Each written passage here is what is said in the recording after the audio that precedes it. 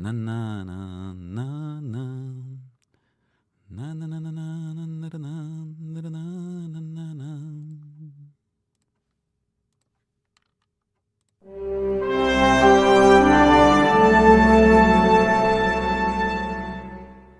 Venerdì 12 aprile 2024, un cordiale saluto a tutti voi, carissimi amici radioascoltatori, e benvenuti ad un nuovo appuntamento con Edicola Bellun, la rassegna stampa di Radio ABM. Un saluto anche a chi ci sta guardando in diretta dalla pagina Facebook di Radio ABM e dal canale YouTube dell'Associazione Bellunesi nel mondo. Dai nostri studi in via Cavour 3 a Belluno, Marco Crepas vi accompagnerà nella lettura dei quotidiani dedicati alla provincia di Belluno. Oggi leggeremo assieme il Corriere delle Alpi, diamo quindi subito uno sguardo ai titoli presenti in prima pagina. Questa è la notizia che apre l'edizione di oggi, purtroppo l'ennesima tragedia sul lavoro che in questo caso ha coinvolto anche un veneto, l'ultimo bacio non dato. Identificate altre 3 vittime del disastro alla centrale idroelettrica nel Bolognese, tra loro l'ingegnere veneto, aveva 57 anni. La moglie di Scandellari, morto a Suviana, non sono riuscita a dargli un saluto prima che partisse. E in Veneto 407 centrali, sicurezza massima, si fa ancora più drammatico il bilancio dell'esplosione alla centrale di Borgi sul lago di Suviana nel Bolognese. Dopo 48 ore di ricerche sale a 6 il conto delle vittime accertate, tra queste anche Adriano Scandellari, 57enne, nato a Padova e residente a Ponte San Nicolò, lavoratore specializzato di Enel Green Power nella funzione di OM Idro.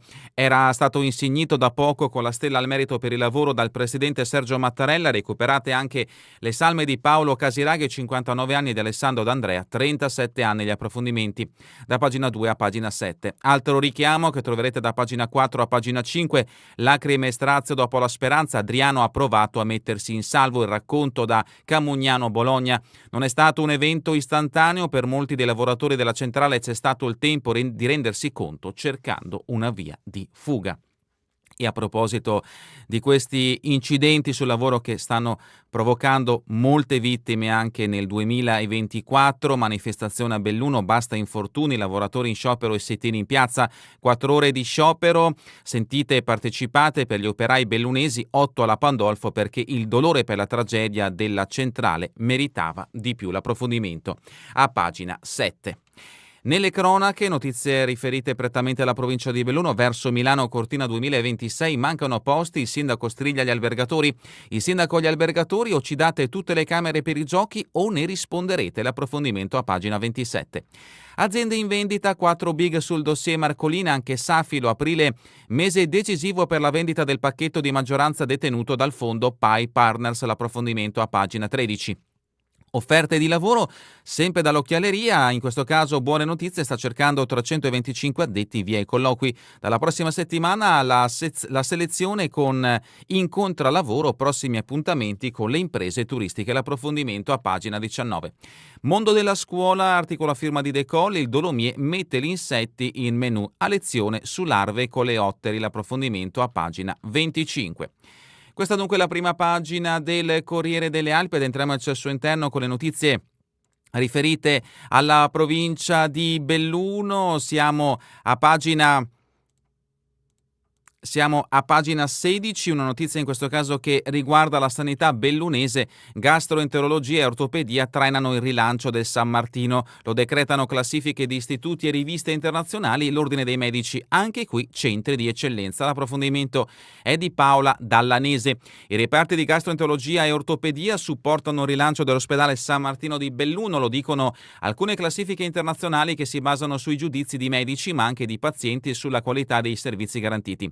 Con i 2 reparti l'ospedale del capoluogo risale anche la graduatoria nazionale delle strutture di cura, passando dall'84esimo posto al 59esimo su 140. La classifica è quella stilata dalla rivista statunitense Newsweek World Best Hospital 24, relativa ai migliori ospedali di 30 paesi nel mondo. A darne notizia è l'Ordine dei Medici di Belluno.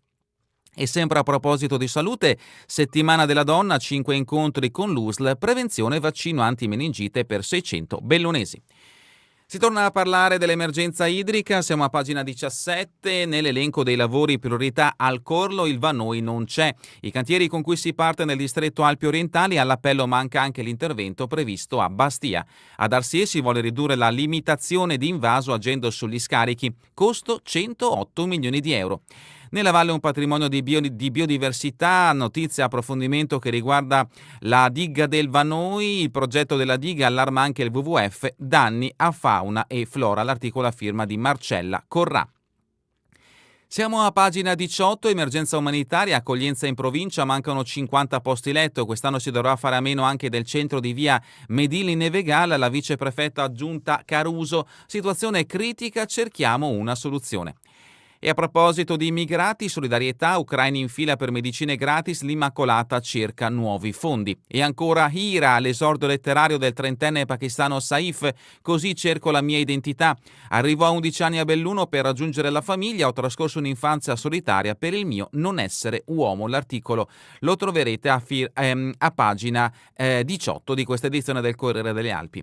Mondo del lavoro invece a pagina 19, colloqui di lavoro con aziende e agenzie, l'Occhialeria cerca subito 325 addetti, dalla prossima settimana le selezioni con incontra lavoro, a seguire gli incontri con EPTA e con le aziende del turismo.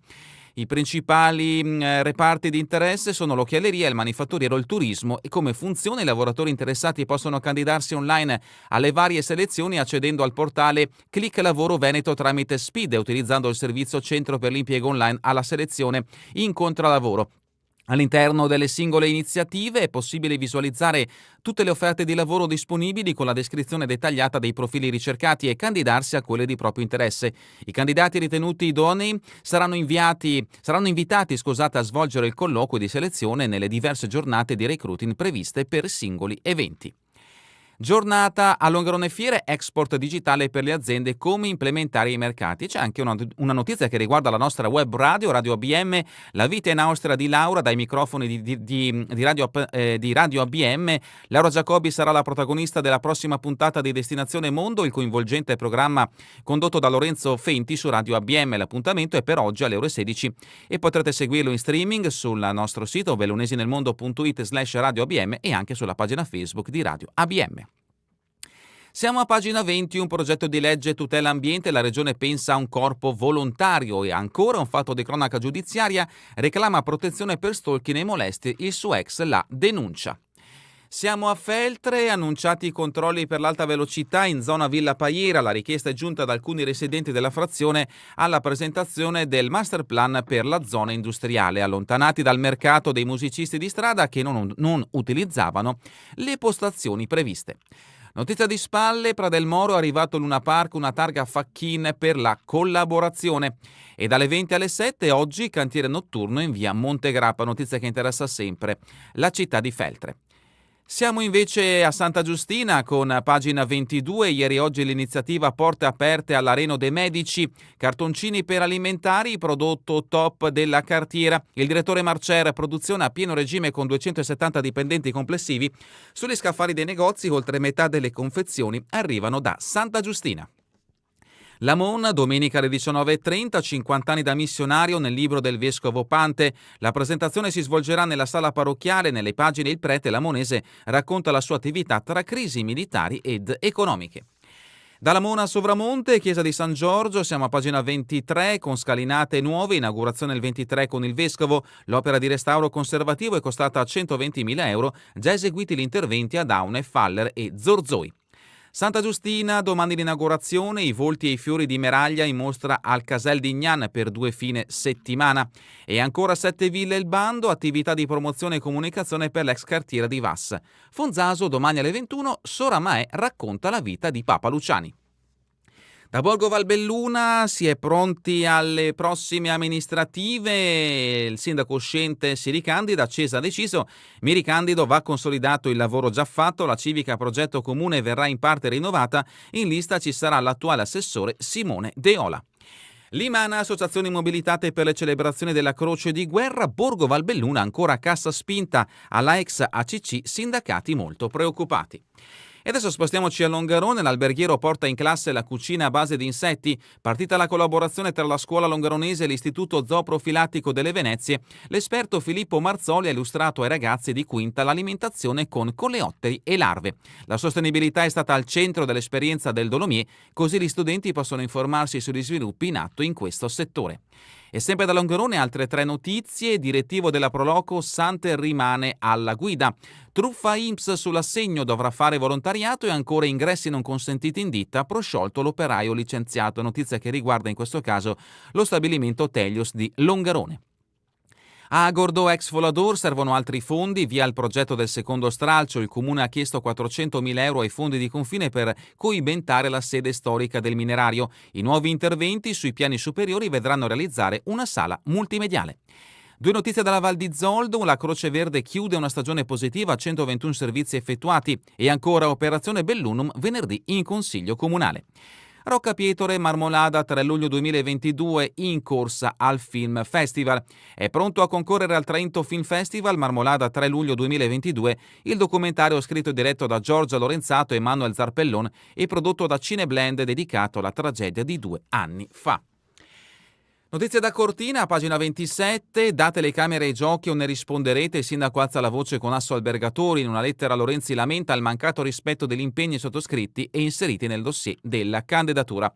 L'articolo è di Marina Menardi. Mancano i posti letto da destinare alle Olimpiadi, il sindaco attacca gli albergatori, dateci le camere o rischiate di perdere delle gare. I giochi 2026 continuano a disturbare il sonno del primo cittadino di Cortina, Gianluca Lorenzi. A meno di 2 anni dal grande evento, facendo i conti si scopre che manca una parte di quei posti letto garantiti nel dossier di candidatura. E così Lorenzi mette nero su bianco le sue rimostranze e le fa recapitare agli albergatori. C'è il rischio concreto di una ridistribuzione delle discipline da parte del CIO, questa è la dichiarazione del primo cittadino. E l'associazione respinge le accuse, letti decimati dai lavori in corso. La stima è di circa 400-500 stanze attualmente non disponibili. La vicepresidente Sandra Ruatti: noi vogliamo stare ai patti. E sempre in merito a Milano Cortina 2026, Cio e Simico in ricognizione, la pista da bob è nei tempi. L'amministratore delegato Saldini ha guidato un'ispezione tecnica che lo ha ulteriormente rassicurato. Mi ha colpito anche l'unità di intenti tra le diverse componenti legate al progetto. Sensazioni positive confermate dal presidente del CONI Giovanni Malagò. Pagina 29, Auronzo di Cadore, pressing per la Lazio da Auronzo e accusa il sindaco Gianni Lacchè. Ho indicato il solito hotel ma grado ora sia chiuso, in 16 anni c'è stato un indotto da 50 milioni ma sembriamo scomodi. Vodo, punto informazione all'ex stazione, si cerca un gestore e ancora Auronzo, valanga sui Cadini, il rischio era basso, non ci sono colpe, le conclusioni della procura. Espresso Cadore, un nuovo sito FS con curiosità, itinerari e biglietteria, tariffe promozionali per il lancio dei servizi estivi. Siamo alla rubrica Cultura e Società, la mostra Cocteau Giocoliere al Guggenheim, la più importante esposizione mai dedicata in Italia a una figura chiave della scena culturale parigina dalla prima metà del Novecento. Dalla rubrica Giorno e Notte, Fantalibrando, da 27 anni il monito ai giovanissimi a fare tesoro della lettura, l'appuntamento a Limana, l'invito 2024 è di riprendere fisicamente in mano un libro, l'assessore Bozzolla, prendiamo una pausa dal digitale. E adesso lo sport bellunese, calcio di Serie D, Dolomiti Clodiense, la partita dell'anno, Tardivo alza la tensione e pensa al rientro. Il centrocampista: sognare è ancora possibile, intanto si è conclusa l'esperienza del dirigente Nicola Fornasier. Calcio di promozione, Borgo Valbelluna in crisi per il futuro, ma che noi puntiamo a fare l'eccellenza. Giovanili, 4 under dell'Alpago si allenano all'Atalanta, bella esperienza. Pallavolo Serie 3, domenica alle 18, gara 1 dei quarti di finale, Belluno Palmi, grandi ricordi per l'ex Ignacio Martinez. Il palleggiatore fu promosso in A3 con i calabresi 5 anni fa, sono rimasto legatissimo con loro, ogni estate vado a trovarli per le vacanze. Ok, gara 4 di finale, brutta notizia invece in questo caso per il mondo dell'hockey bellunese, il Renon festeggia a Cortina il suo Laps League 2024, partita che stenta a decollare all'Olimpico, poi gli altoatesini sbloccano e dilagano, la serie si chiude sul 4-0, non riesce la rivincita dopo la finale scudetto persa. Sci alpino, la Coppa Veneto chiude ad Arabba, Baldo e Colombo guidano i giovani. E terminiamo con le previsioni del tempo in Veneto per la giornata di domani, in prevalenza sereno, salvo qualche velatura di passaggio. È davvero tutto per questa edizione di Edicola Belun, vi ricordo che torneremo in replica questa sera via streaming alle 20, domani mattina all'1 ora locale italiana. A voi tutti un buon proseguimento di giornata in compagnia come sempre di Radio ABM, la web radio dell'Associazione Bellunesi nel Mondo.